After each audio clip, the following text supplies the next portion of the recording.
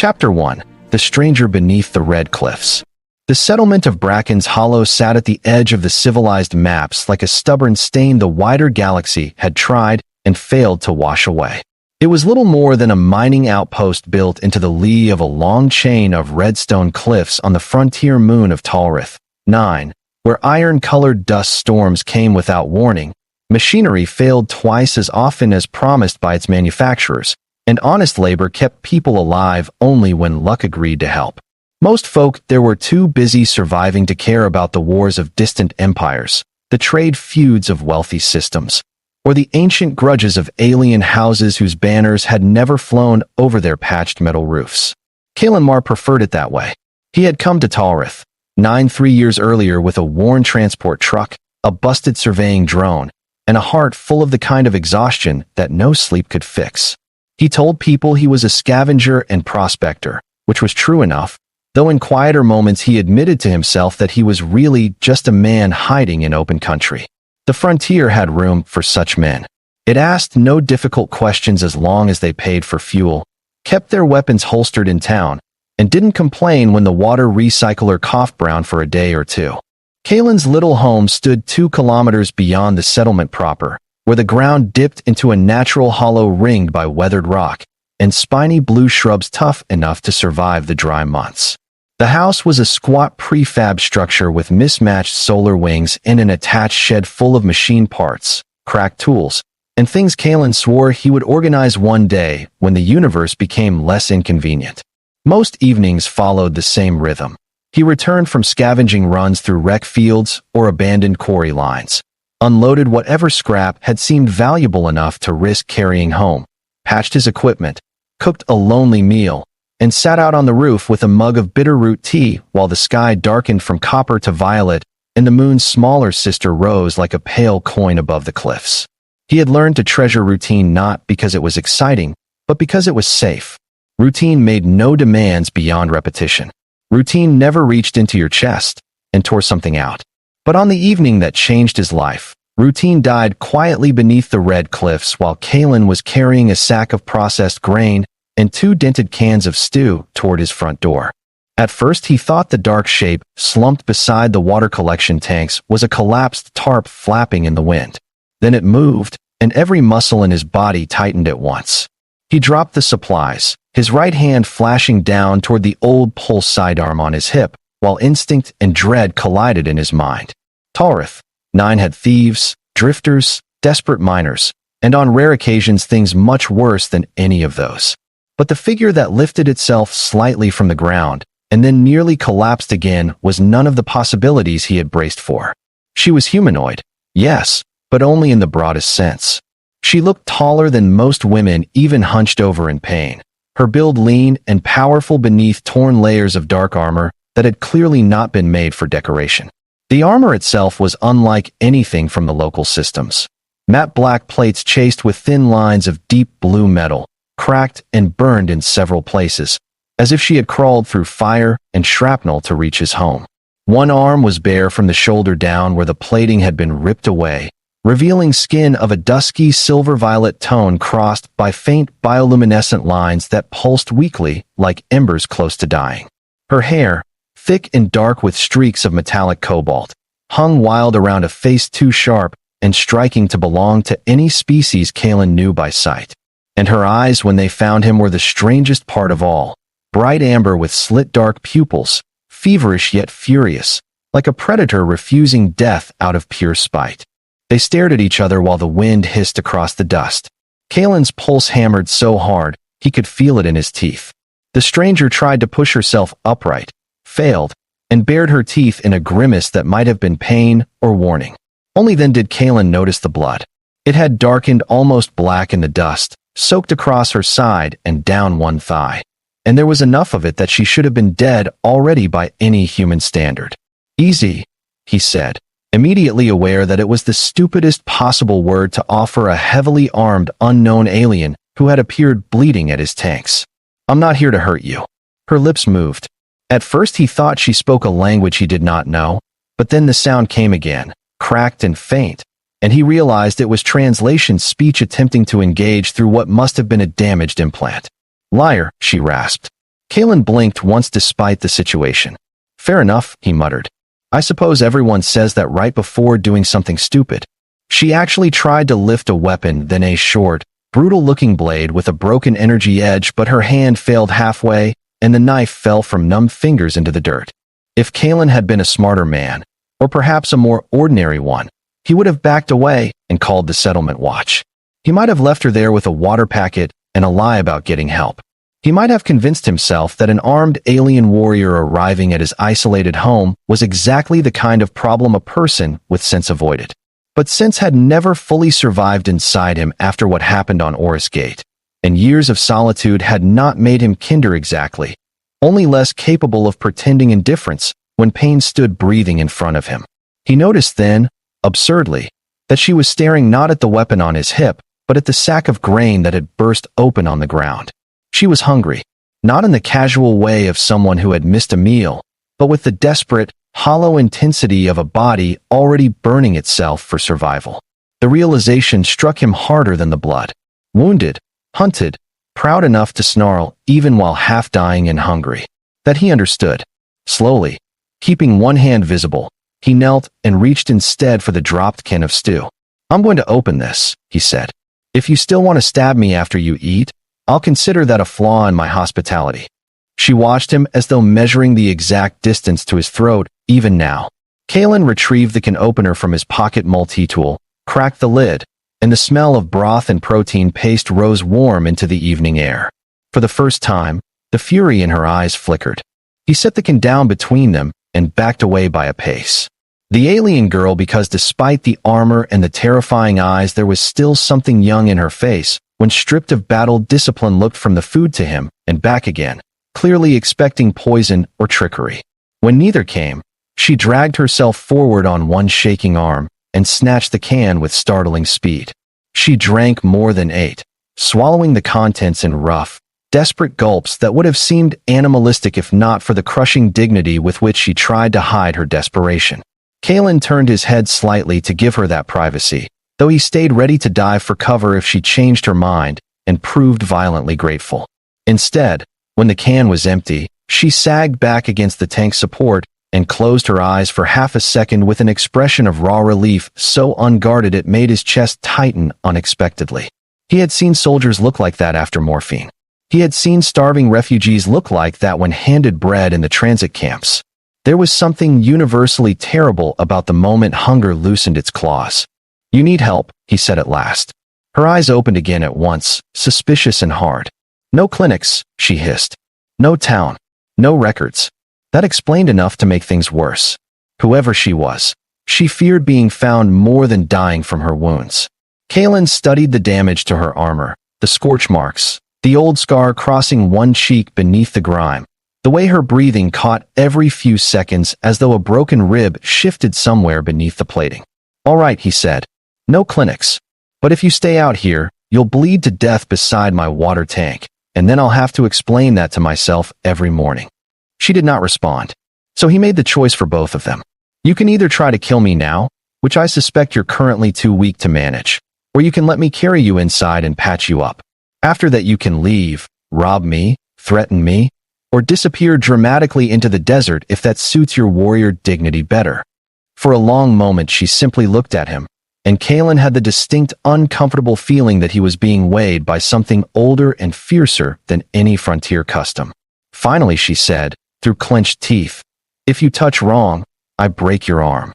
Kalen nodded solemnly. That feels fair. Getting her inside nearly killed them both, though mostly from stubbornness. She refused to be fully carried, insisting on walking despite the fact that her left leg barely obeyed her. Kalen ended up half supporting, half guiding her into the house while she leaned on him with a rigid unwillingness that somehow made her seem even more formidable.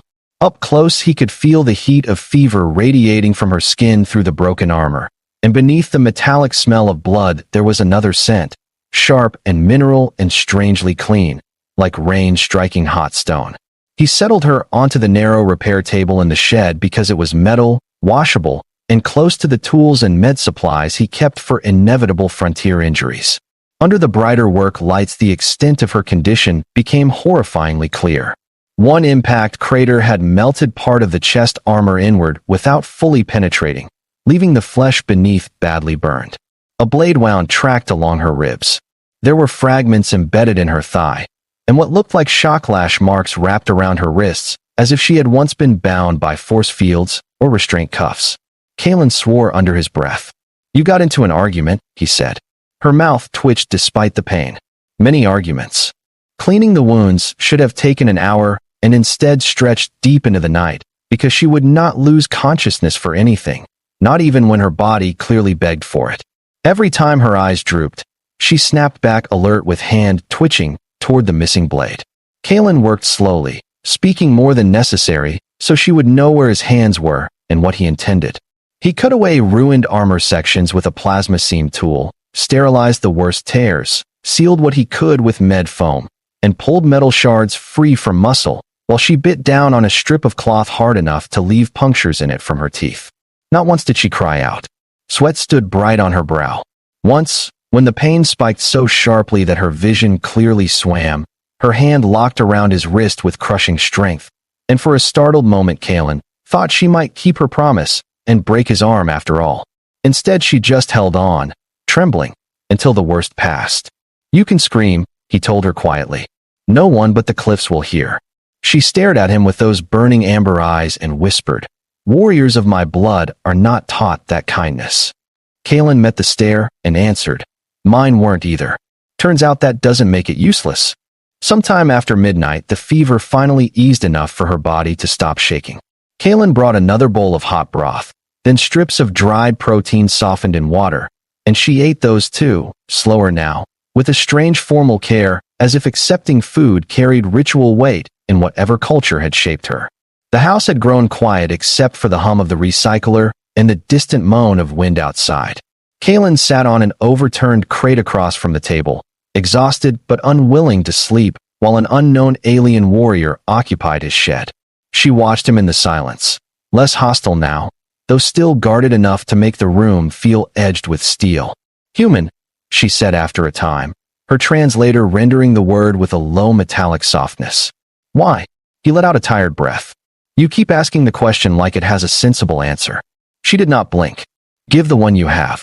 Kalen rubbed a hand over his face, feeling dust and fatigue and old memories grind together. "Because you were hungry," he said finally. "Because you were bleeding. Because leaving people to die when you can stop it turns a man into something I've already spent too much of my life being." Her gaze sharpened at that, perhaps recognizing the shape of pain without knowing its story. "Your mate died?" she asked bluntly, as if death was simpler than etiquette. Kalen barked a short laugh with no humor in it. "No, not my mate. My younger sister. A long time ago. Wrong place. Wrong war. Not enough help." He had not intended to say that much. Something about the dim light and her unflinching attention had pulled the truth out of him before he could stop it. The alien girl looked away then, toward the door, as if considering something private. When she spoke again, her voice had changed. It was still rough, still wary, but no longer pointed entirely outward like a blade. "I am Sira," she said, "daughter of House Vares, blade blood of the Karani." The words meant nothing to Kalen except in the way titles sometimes reveal the size of the storm attached to a person.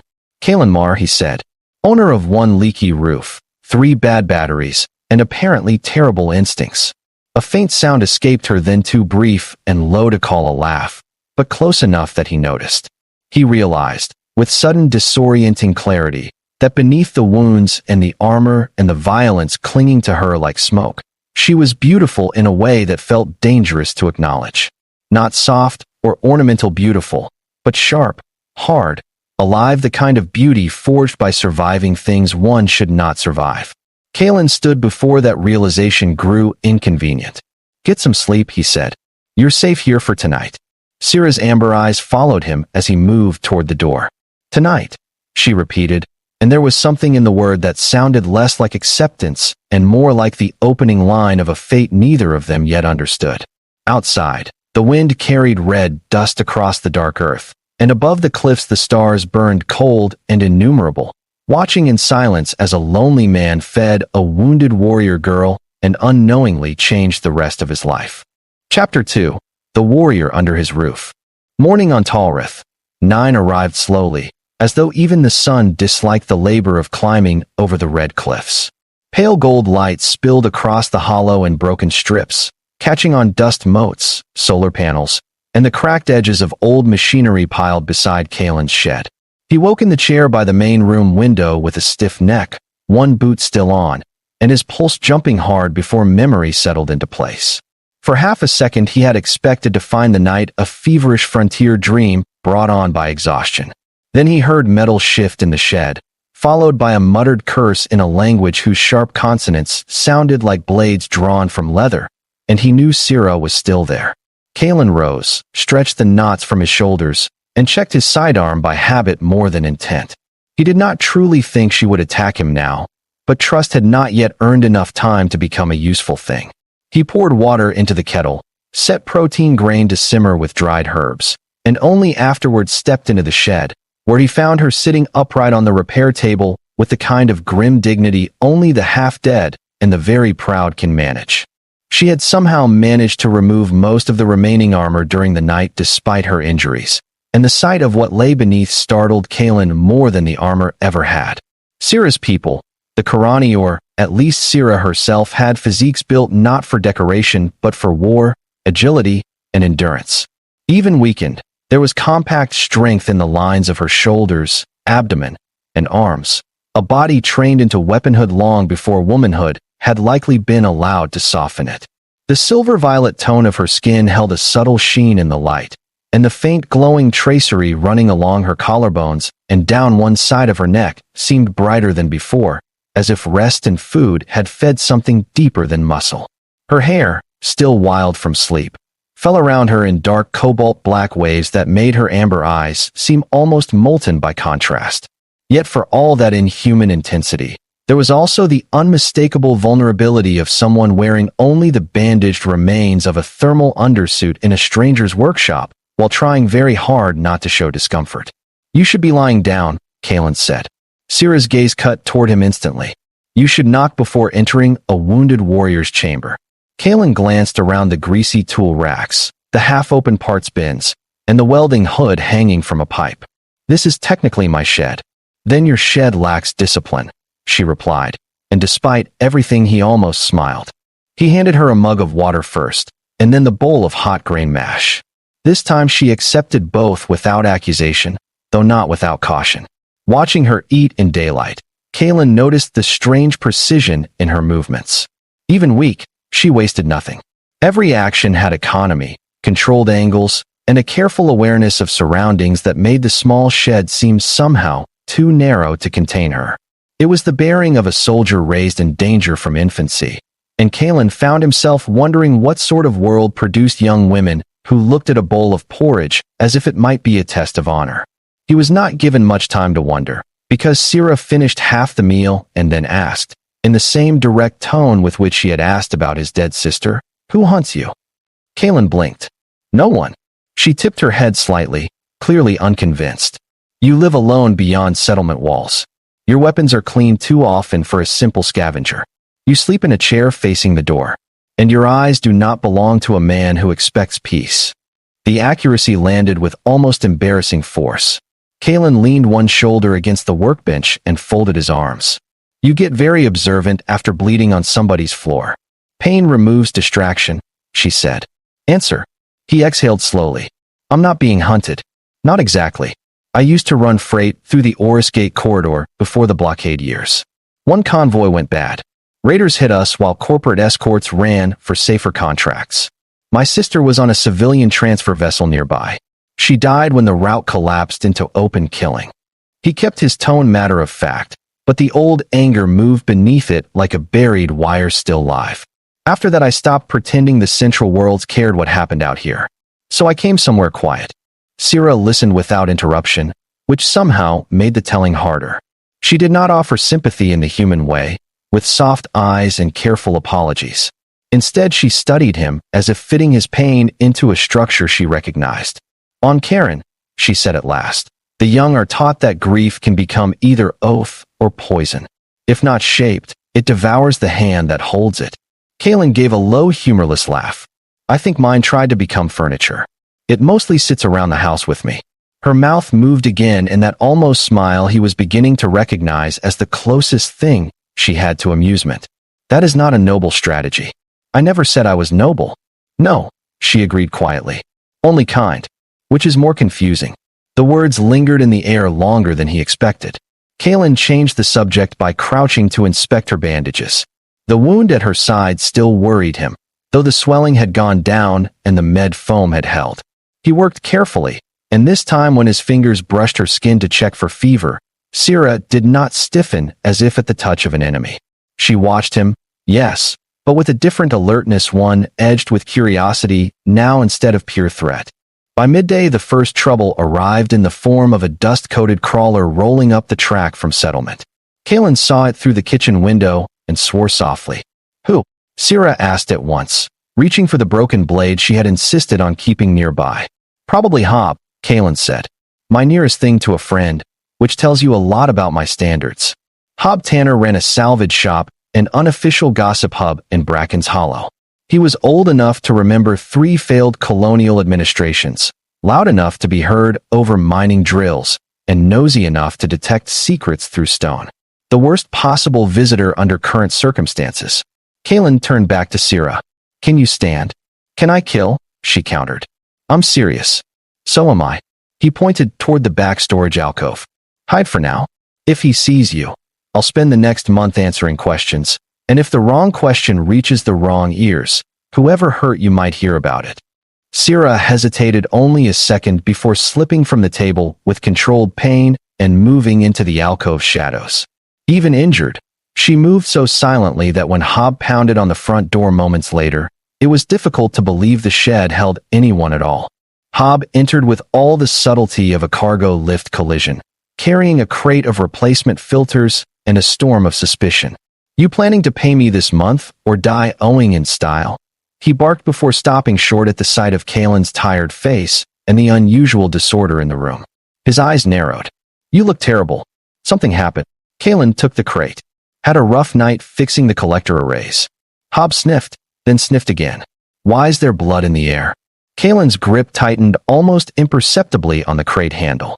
Cut myself on an engine seam. Hob's squint deepened into near offense. That ain't human blood smell. Kaylin had forgotten the old man's ridiculous nose, refined by decades around coolant leaks or dust, and every species passing through salvage lanes. Before he could answer, voices crackled from Hob's wrist comm station watch frequencies, open and ugly with gossip. Unidentified descent vector east of the cliffs. Possible escape pod debris. Locals advised to report any off-world fugitives or non-registered combatants. Hob went still, then looked back at Kaylin with a face that had suddenly lost its humor. You got company you ain't mentioned? The question arrived light in wording, but heavy in consequence. Kaylin could have lied harder. He considered it. Then something about Hob's expression wary, yes, but not yet hostile made him choose a narrower truth. Someone hurt stumbled onto my land, he said quietly. They're wounded. They're not here to threaten the settlement. Hob stared. Human? No. Dangerous. Kaylin thought of Syrah half dead by the tank, of the blade, the discipline, the watch alert, the scorched armor. Yes, he answered honestly. But not in the way you mean. Hob rubbed his jaw. Well, that clears up absolutely nothing. He lowered his voice. Watch is talking about mercenary traffic. Not local sort. Real killers. They came through trade relay asking questions about a female Karani asset. Even from the other room, Kaylin felt rather than saw Syrah go still. Hob continued.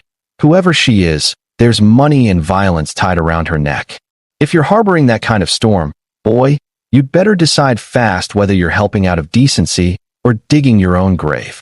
Kaylin set the crate down. Maybe both.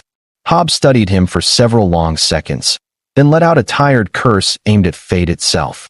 Your sister's blood made you stupid, he muttered. But not bad.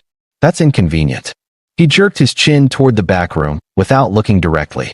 Tell your guest that if she bleeds on my filters, I'm charging double.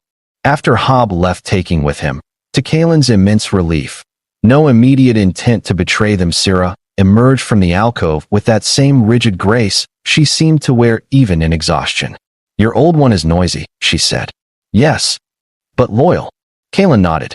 usually in insulting ways. She stepped nearer the workbench, face hardening as she processed the watch report. They search already. Faster than I hoped. Who are they, he asked. Not just raiders, I think. Syrah was silent long enough that he nearly thought she would refuse again. Then she drew a slow breath and said, I was born to House Purrs, one of the war lines of Karen. We are not royalty as softer worlds understand it, but blood carries duty. My mother commands fleets. My father forged treaty kills before I was old enough to hold a blade. In our line, daughters are trained as heirs, generals, and symbols. I led a strike delegation to negotiate with a human-adjacent coalition in the outer sectors. It was a trap arranged by rivals within my own people and sold to mercenaries who wanted access to our route codes and biomilitary vaults. Most of my guard died. I killed many before they took me. Then I escaped.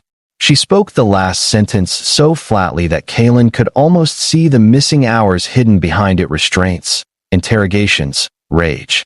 And now they want you back alive, he said. Alive if possible, she answered. Broken if required.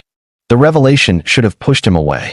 It certainly made continuing to help her a risk far larger than tending a wounded stranger. He was no soldier, no revolutionary, and no man eager to place a target on his roof for the sake of galactic politics. Yet as he watched Syrah stand there bandaged, armed with a broken blade, every inch of her trained to endure betrayal, even while injured, he found himself less interested in the politics than in the simple fact that she had been treated as an asset to recover rather than a person to save. Something old and furious in him recognized that language. Then they don't get you, he said. Syrah looked at him sharply.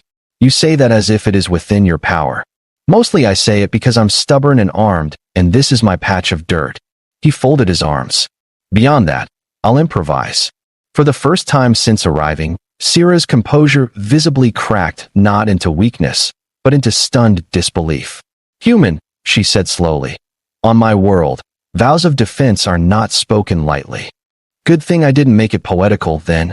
That does not lessen it. The room seemed to narrow around them. Outside, the wind had begun to rise again, rattling the solar struts with a dry metallic song. Kalen became uncomfortably aware of how close she stood, of the warmth still lingering in her skin despite fever, of the way her amber gaze held his, as if searching for the trick she had been trained all her life to expect. He wondered what she saw there. He hoped it was enough. The next days forced a strange domestic truce upon them. Syrah could not travel far yet, and leaving her unattended while Kalen worked risked exactly the sort of disaster he preferred to avoid. So she remained beneath his roof while he scavenged only short-range sites, and spent the rest of his time reinforcing doors, checking sensors, and building lies sturdy enough to survive casual inspection. To his own surprise, the arrangement did not become intolerable. It became something stranger. Syrah watched everything: how he repaired a coolant valve with 3 parts that should not have fit, how he measured storm pressure by smell before instruments confirmed it, how he cooked from whatever the frontier provided without complaint. In turn, Kalen learned that Karani warriors sharpened broken blades even when bedridden because ritual mattered, that Syrah hated sweet tea with offended intensity, that she slept lightly but dreamed violently, and that once pain eased she possessed a dry, unexpectedly lethal humor. One evening, while he was rethreading a drone rotor at the kitchen table, she asked why he lived with so little. Kalen shrugged. Easy to leave. Syrah considered this for a long time, then said, that is not the same as easy to lose. The truth of it struck deeper than he liked. It was on the 4th evening, while the sky outside burned orange beneath an approaching storm front, that the shape of their bond shifted in a way neither could ignore.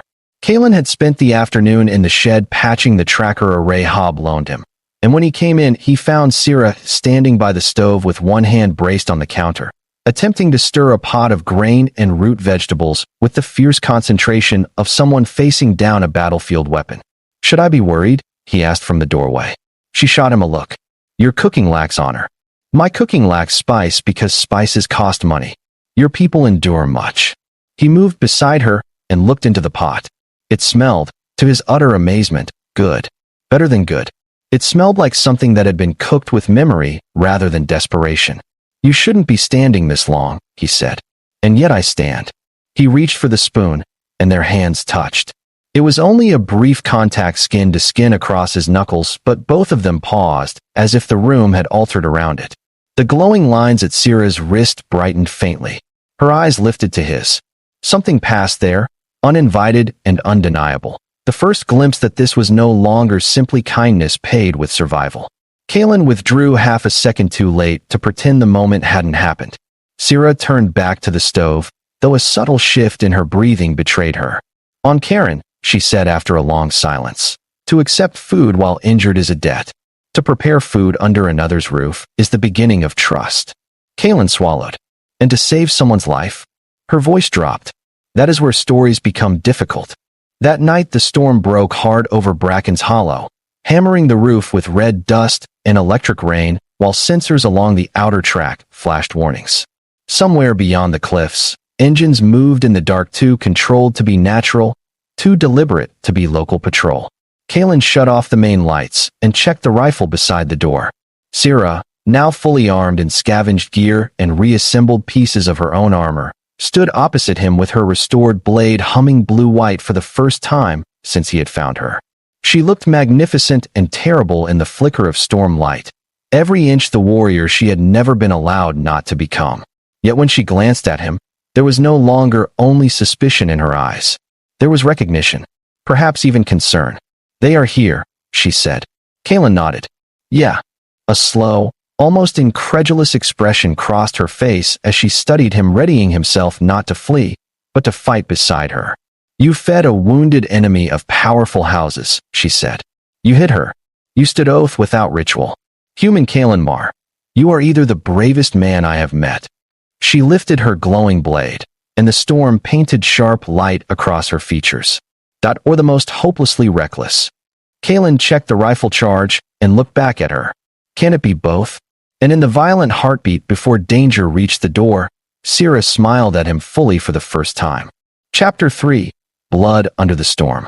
The mercenaries came with the confidence of men who had killed often and been paid well enough to believe themselves untouchable.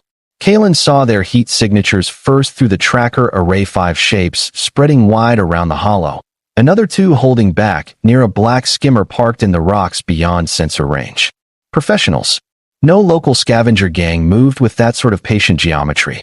Outside, the storm covered their approach in shrieking dust and electrical haze, but inside the house every small sound seemed unnaturally sharp.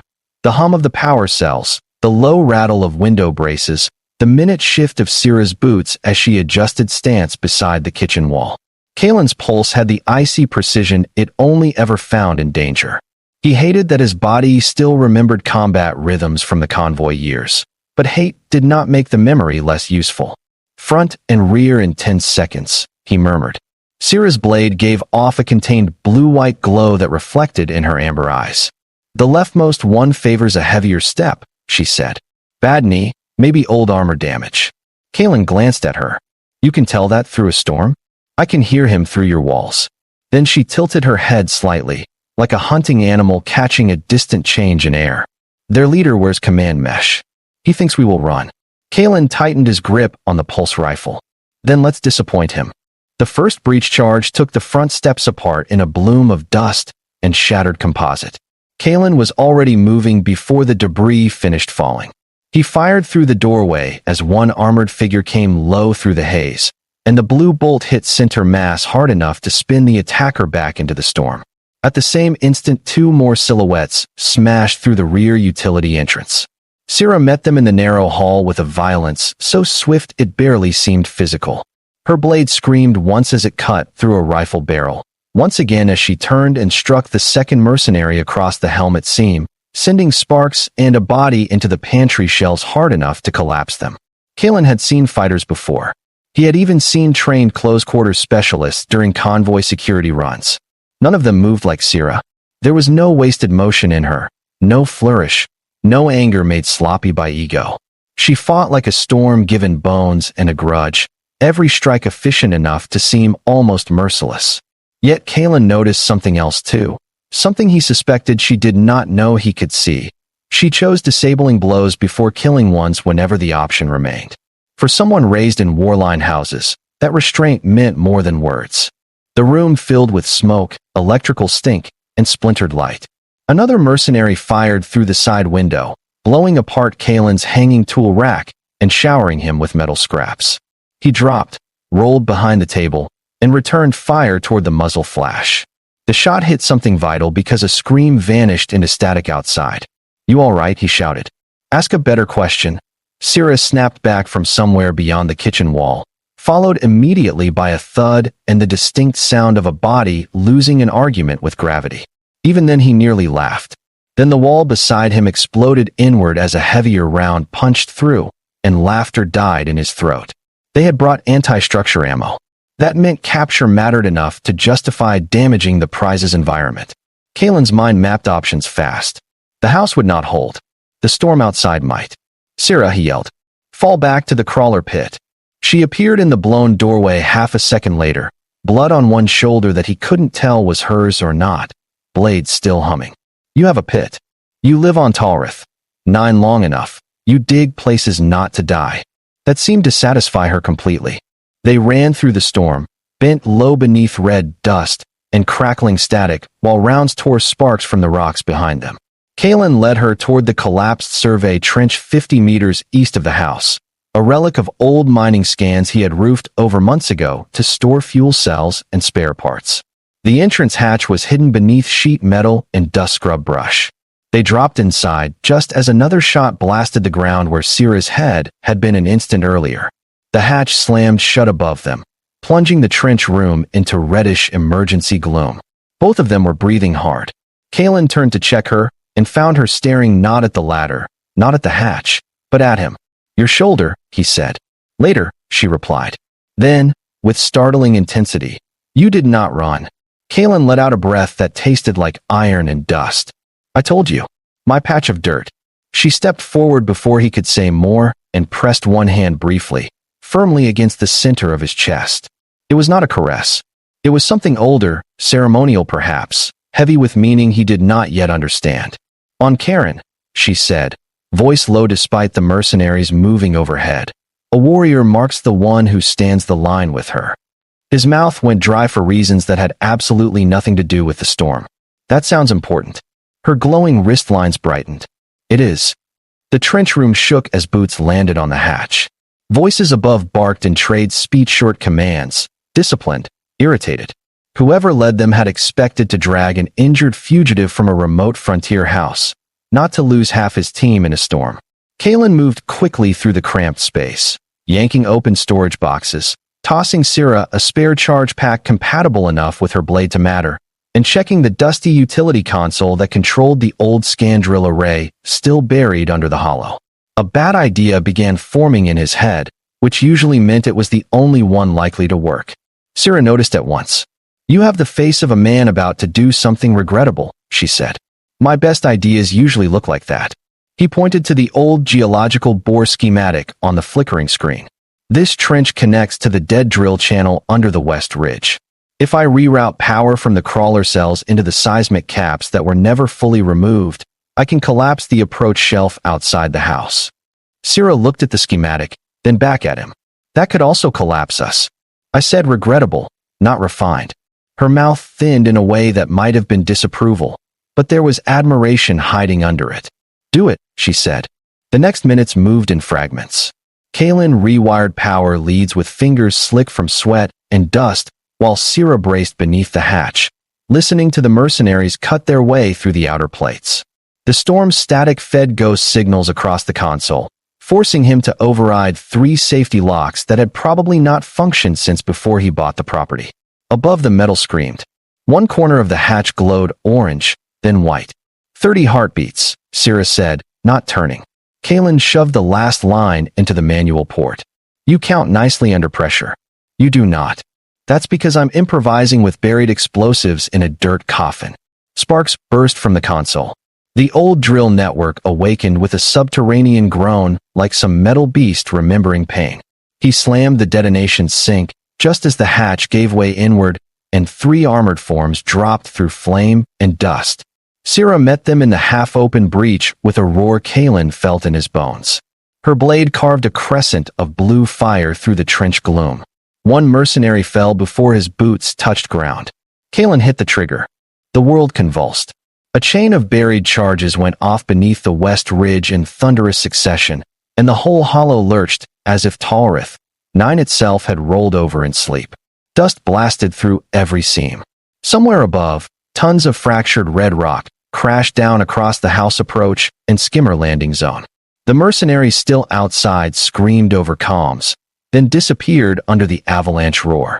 Inside the trench, the shock wave threw Kalen across the console and sent the remaining intruder slamming into the wall hard enough to break his neck with an ugly crack. When the sound finally diminished, it left behind only ringing silence and the hiss of settling dust.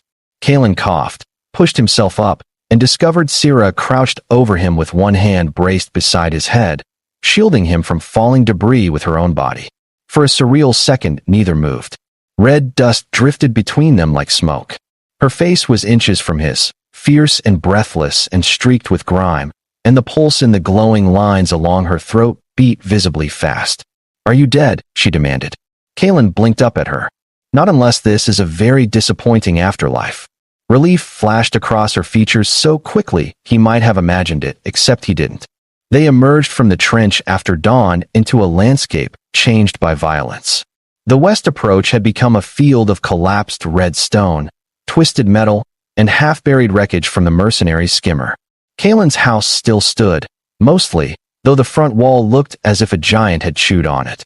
The storm had blown itself out sometime during the night, leaving the world scrubbed raw and eerily still. Hob arrived an hour later in his crawler with enough profanity to qualify as artillery support, took one look at the ruin, and announced that Kalen had finally gone and made his stupid life interesting. To his credit, he asked no questions in front of Syrah beyond whether she could walk and whether the dead men had friends nearby. "Always," she answered. Hob grunted. "Wonderful." Then, after peering more closely at her with the shameless curiosity of the old, he muttered to Kalen, "You feed one dangerous stray, and next thing I know your yard looks like a war report." Syrah's amber eyes narrowed. On Karen, to call a blade heir a stray would be invitation to ritual combat. Hob snorted. On Talrith, 9 it's called affection. Learn culture. To Kalen's astonishment, Syrah looked almost offended and then, after a beat, quietly pleased. But victory, if that was what the night's survival counted as, came at a price.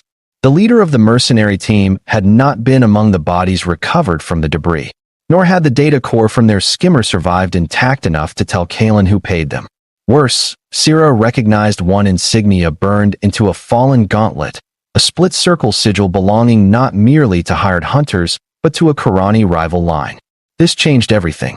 "They no longer search only to recover me," she said as they stood over the wreckage under the hard white sun. "Now they seek to erase witness.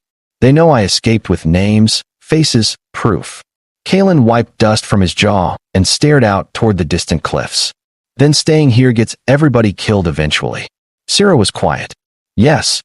The word carried more weight than logistics. It meant leaving the first place she had been fed without demand, healed without chains, protected without transaction. It meant leaving the man who had done those things if he chose not to follow. Kalen felt the shape of that possibility settle between them and disliked it instantly. By evening, Hob had returned to town to spread a carefully edited story involving smugglers, unstable fuel cells, and Kalen's lifelong incompetence with proper safety procedure. It might buy them a day or two, maybe 3. Kalen spent those hours packing ammunition, trade bars, medical gel, field batteries, and the navigation chips he had sworn never again to use for long-range routes.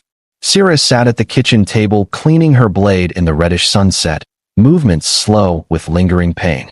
The silence between them was no longer awkward. It had become charged, dense with words neither seemed eager to mishandle. At last Syrah said, without looking up, "I must go to the Black Spine relay beyond the dunes. There is a hidden transmitter there once used by Coalition envoys. If I can send proof of the ambush and the house sigils to the right channels, my enemies lose the shadows they hide inside." Kalen zipped a supply pack. "Sounds like a terrible road." "It is." "Good. Those are the ones I survive best." She lifted her gaze then, and the fading light caught the amber of her eyes until it seemed molten. "Kalen, if you come, you become target beside me by choice. Not by accident. Not by kindness. By declaration." He set the pack down. You think feeding you was an accident? The question struck something deep in her. She rose from the table and crossed the room with a measured, almost ceremonial calm. When she stopped in front of him, there was less than a hand's width between them. On Karen, she said softly. To stand with a warrior under Bloodstorm, to share roof and battle and food, begins an old path. Not marriage. Not yet. But the first path toward bond. Kalen's heartbeat went stupidly uneven.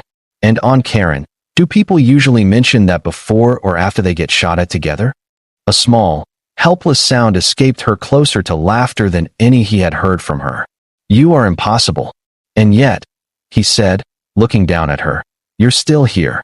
For one suspended moment, it seemed the room held its breath around them. The frontier outside was harsh, scarred, uncaring. Danger waited on every horizon.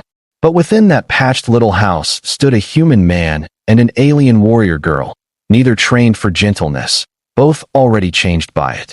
Syrah lifted one hand and touched the old scar on Kalen's jaw with extraordinary care, as though acknowledging both the pain and the life that had grown around it. Then come, she whispered. Not as servant, not as rescuer, as the one who chose to stay when staying had cost. Kalen covered her hand with his own. Yeah, he said, voice rougher than he expected. I think I already did. Outside, the last light bled away behind the cliffs, and somewhere beyond the dunes the road toward fate waited in silence. Chapter 4. The Wife He Never Expected. They left Bracken's Hollow before dawn in Kalen's battered crawler, with half the front plating still patched by fresh weld lines, and the rear storage bed crammed with enough supplies to survive a frontier month if the universe was feeling lazy.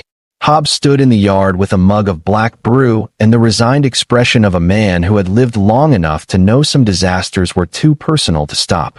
He handed Kalen a sealed packet of route tabs, muttered something rude about fool lovers heading into kill country, and then surprised them both by clasping Syrah's forearm in the rough frontier style reserved for respected fighters. Bring him back in one piece, he grunted. Syrah regarded the gesture solemnly and answered, I will return what is mine to guard. Hobb blinked once, coughed into his mug, and promptly pretended that line had not just carried enough weight to shift the morning air. Kalen, meanwhile, climbed into the driver's seat and very carefully did not look too smug. As the crawler rolled out beneath a blood-red sunrise, Bracken's Hollow shrank behind them into a cluster of metal roofs and old lives. Ahead spread the dune flats, the knife-backed basalt ridges, and beyond them the ancient relay station known as Black Spine, a ruin so old most maps listed it only as probable debris. It was there Syrah intended to expose her enemies. It was there, though neither of them fully admitted it yet, that the shape of their bond would either break or become permanent. The journey across the outer wastes lasted 4 days and felt in some ways like 4 years compressed into sunlight, danger, and too many conversations held under vast open skies. The dunes changed color by the hour rust at morning, white gold at noon, bruised violet by dusk, and the land played tricks on distance so that ridges seemed near until entire afternoons vanished beneath their approach. Kalen drove while Syrah watched the horizons and listened to transmission silence with a predator's focus. They slept in turns beneath the crawler canopy, shared water with frontier discipline, and learned one another in the spaces between threat. Kalen discovered that Syrah had never been allowed to travel without an escort before betrayal made solitude unavoidable. She discovered that he sang terribly when tired and had the infuriating habit of talking to malfunctioning engines as if guilt could repair them. They traded fragments of their worlds by firelight. He told her about freight lanes strung across Purrs systems like fragile veins, about his sister's laugh, about the quiet terror of surviving when someone braver had not. She told him of Karen's obsidian training planes, of sky citadels ringed by dual banners, of mothers teaching daughters to wield knives before they taught them how to trust anyone's promise. More than once Kalen caught himself staring as she spoke, not because she was exotic, though she was certainly unlike anything he had known, but because every truth she gave him felt earned and therefore precious. By the second night, the unspoken had grown too large to remain merely atmosphere. They had stopped beneath a shelf of black rock where the wind could not strip heat from the campfire. Syrah sat opposite Kalen, cleaning the charge contacts on her blade while firelight ran copper across the sharp planes of her face. Her side wound had nearly closed. The glowing lines along her skin were brighter now, fed by rest and purpose, and when she looked up, the amber of her eyes seemed almost soft. "On Karen," she said suddenly, "a warrior does not speak lightly of future bond. The words call witness." Kalen turned the mug in his hands. "You said that road had begun." She held his gaze. "It has." The desert around them stretched silent and immense, giving their voices nowhere to hide. "Then maybe tell me what that means before I accidentally insult 6 generations of your ancestors by breathing wrong." A faint, genuine smile touched her mouth. "It means that sharing food with honor, bleeding in common battle, offering shelter without claim, and choosing to remain despite cost. These are the first stones of marriage path among my people." Kalen's heartbeat stumbled. He had suspected something like it, but hearing the word aloud changed the air. Marriage. Not flirtation born of proximity. Not temporary gratitude. Something with roots, consequence, witness. Syrah lowered her blade across her knees. "I did not know, when I first woke in your shed and found human hands healing instead of taking, that such a path could exist outside my world. I know it now." Kalen stared into the fire for a long moment before answering. "I fed a wounded stranger because I couldn't leave her hungry. I kept helping because walking away felt like becoming someone I hated. Somewhere along the road." He looked up. "Somewhere along the road, I started wanting every tomorrow to include you. I'm not sure when that happened, which feels unfair of it." Syrah's expression changed, then subtle, but enough that the warrior and the woman became visible at once. "It happened," she said softly, "when neither of us was looking to survive alone anymore." Black spine rose from the desert on the 5th day like the fossil of a dead titan. The relay complex had once been built into a narrow volcanic ridge whose jagged profile gave it its name, and though time and neglect had carved away much, the core transmission tower still stabbed toward the sky in broken defiance. Half the outer structures had collapsed into slagged courtyards, but power signatures flickered faintly under the stone. Enough remained. Kalen parked the crawler in a sheltered ravine, and they climbed the last ascent on foot. Every step brought a mounting sense of exposure. Syrah moved ahead of him, blade off, but ready, body language changing from companionable travel alertness into command poise. This place mattered. At the relay's heart, they found what she had hoped for. An ancient envoy chamber still shielded from sand intrusion, containing an encrypted transmitter matrix built to outlive wars. Kalen got the system awake through a combination of swearing, bypass cables, and insults directed at long-dead engineers. Syrah uploaded the mercenary skimmer fragments, the recovered sigils, her own biomar confirmation, and a formal accusation invoking warline challenge law, coalition treaty law, and enough hidden names to make the transmission worth killing over. Once sent, it could not be recalled. Once received, her enemies would no longer control the story, which was exactly when they attacked. The first blast struck the outer ridge and sent black stone raining through the collapsed atrium. Kalen hit the floor on reflex while alarms from systems older than either of them woke screaming through the station. Syrah did not duck. She turned toward the entry corridor with such immediate lethal focus that Kalen knew the worst had finally arrived. "Not mercenaries," she said. "House soldiers." Seconds later, they appeared in the smoke-tall, armored Karani in dark crimson and gunmetal battle plate, marked with the sigil Syrah had seen on the mercenary gauntlet. At their center strode a woman whose presence froze the room more completely than weapons did. She was older than Syrah by perhaps 20 years, though with Karani bone structure age read in force more than softness. Her armor was ceremonial without sacrificing lethality, her hair bound in metal rings, and her face carried the severe beauty of someone trained never to apologize for command. When her gaze fell on Syrah, contempt and something more complicated flashed together. "Blood of Varese," she said, voice cold as forged steel. "You shame your house by surviving like prey." Syrah stepped forward, blade igniting in a burst of white-blue light that painted both women in warflame. "And you shame yours by hiring scavengers to do a warrior's betrayal," she answered. Kalen understood then. This was not merely a rival. This was personal history sharpened into political murder. The woman named herself as Terran of House Solkar, cousin line claimant, and architect of the ambush. She spoke not to persuade, but to dominate the shape of the encounter, declaring Sira compromised by capture, weakened by contact with outsiders, and no longer fit to inherit command routes or living vault access. It was an old story told in many civilizations. Power deciding that survival after violation counts as contamination rather than proof of strength. Kalen felt rage rise cold and clean through him. Sira, however, seemed to become calmer the crueler Terran's words grew. "You sold my guard," she said. "You sold envoys under truce. You sold your own future for fear of standing beneath my mother's judgment." Terran smiled. "I feared only that she loved you enough to overlook your softness." Her gaze shifted at last to Kalen, dismissive and appraising. "And this is the animal you hid behind? The human scavenger who fed you scraps?"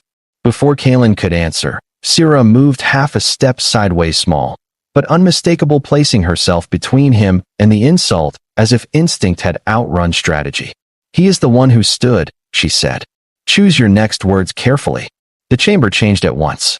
Even Terran's soldiers reacted, because some lines mean the same thing in every warrior culture.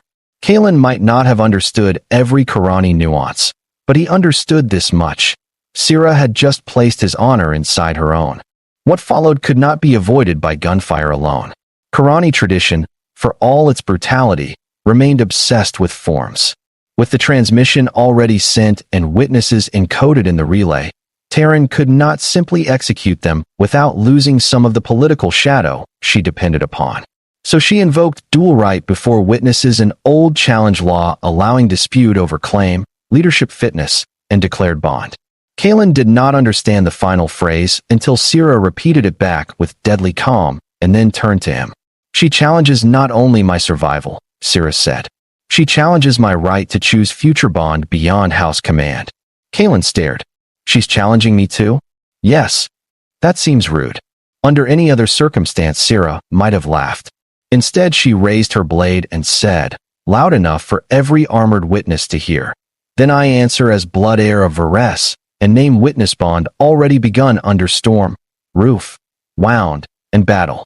Let all present know, the human Kalen Mar stands by my will and under my protection." Terran's expression finally shifted. She had not expected public declaration.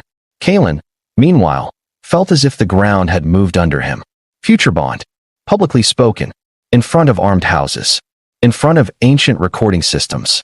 For a brief absurd second, he wanted to ask whether this technically counted as an engagement announcement. Then the duel began.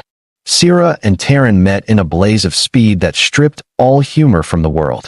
Their blades moved like rival stars crashing, filling the envoy chamber with arcs of hard light and showering sparks across ancient stone. Kalen could not intervene directly without shattering the law structure currently keeping them alive, so he did the next best thing. He moved through the outer consoles and killed every tactical advantage Terran's soldiers tried to create. He overloaded door grids, jammed targeting optics, reopened bulkheads they sealed, and routed the transmitter feeds to every coalition archive mirror he could force online. If Sira was fighting for her life and her right to choose it, then he would make certain the whole damn frontier heard why.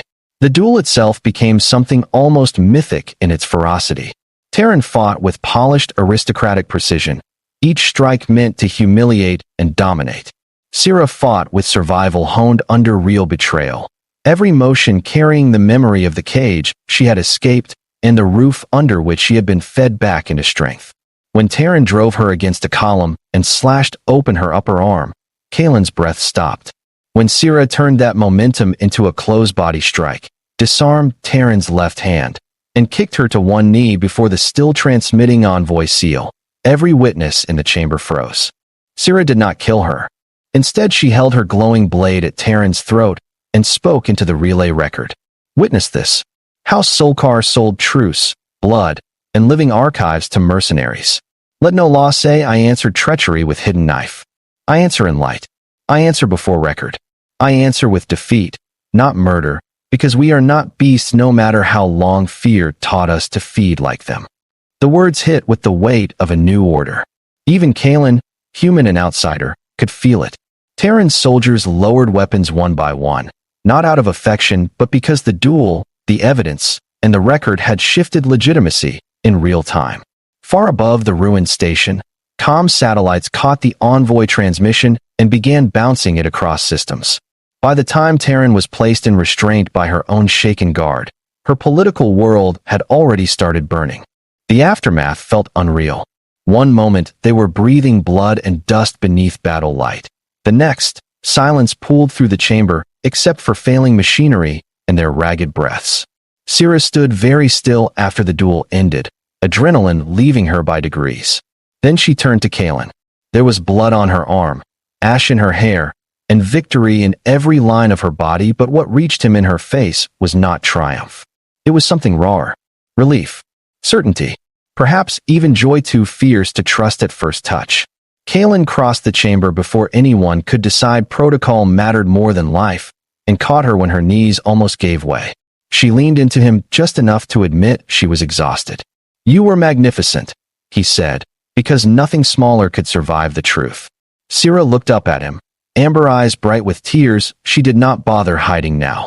"I was not alone," she answered. That was the difference.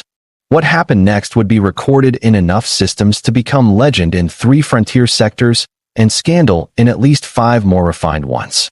Before witnesses from 2 houses, under active envoy record, Syrah of House Varese stepped into the center seal of the chamber, took Kalen's right hand in both of hers, and spoke the formal Qurani vow of choosing. The translator did its best, but even broken into standard the words carried startling force. She named him the one who fed her when she was cast down, the one who kept roof over her when hunters closed, the one who stood in storm and blood without price, and therefore the one she chose for life path if he would accept. The chamber went so silent that even old circuitry seemed to listen. Kalen, dusty scavenger of Talrith, 9, stood in wrecked frontier clothes beneath ancient alien record lights, and felt his heart slam hard enough to hurt. This was not how he had imagined any future. He had not imagined one at all, not really, beyond survival and the careful avoidance of hope. Yet here it was, fierce, impossible, and looking at him with amber eyes that had once watched him over a can of stew like a starving blade. He closed his fingers around hers. "I'm human," he said, voice rough with everything the moment held. "So I don't know all your proper forms. I don't have a house name or a war line or any elegant vow language. What I do have is this. I fed you because leaving you hungry felt wrong. I stayed because leaving you hunted felt worse. And somewhere in between, Syrah, you became home to me." Her breath caught. Kalen stepped closer, aware of every witness and uncaring for the first time in years. "So yes, I accept. Future wife, terrifying warrior, critic of my cooking and all." A stunned, disbelieving laugh broke from her then, clear and bright, and so alive it made the entire broken relay feel suddenly less ruined.